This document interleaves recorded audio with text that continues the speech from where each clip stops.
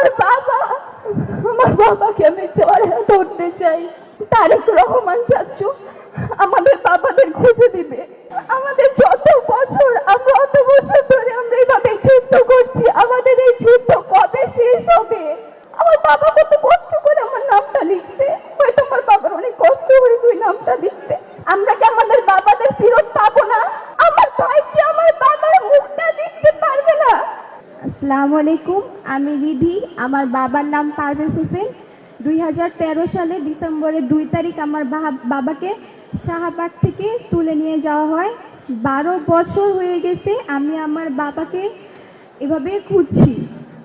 5 আগস্টের পরে আমাদের অনেক আশা ছিল যে আমরা আমাদের বাবাদের হয়তো এখন সময় হয়ে গেছে আমাদের বাবাদের ফেরত পাওয়ার, আমাদের চাচুদের ফেরত পাওয়ার, কিন্তু এখন পর্যন্ত আমরা তাদের ফেরতকে আমি তাদের খোঁজে পাইনি।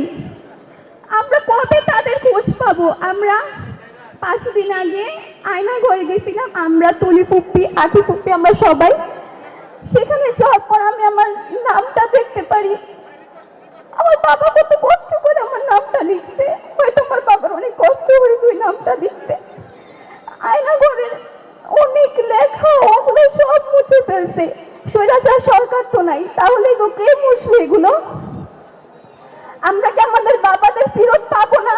আমরা কি স্বাধীন দেশে স্বাধীনভাবে হাঁটতে পারবো না? আমার ভাই কি আমার বাবার মুখটা দেখতে পারবে না? বাংলাদেশের শক্তিশালী থার্মিক স্টিল বার ফেমাস স্টিল লিমিটেড। আমরা কবে বাবাদের ফেরত পাবো? আমাদের স্বপ্নগুলো কে পূরণ করবে?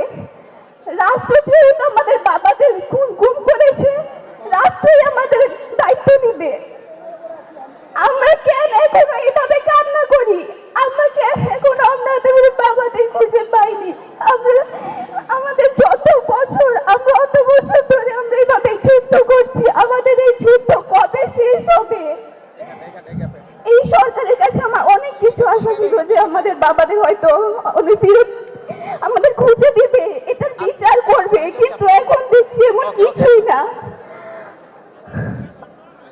আমি আমার বাবাকে ফেরত চাই। আমি এভাবে আর কান্না করতে চাই না। আমার বাবাকে আমি জড়ে ধরতে চাই। আমাদের সব স্বপ্ন কে পূরণ করবে? আমি আমার বাবাকে ফেরত চাই।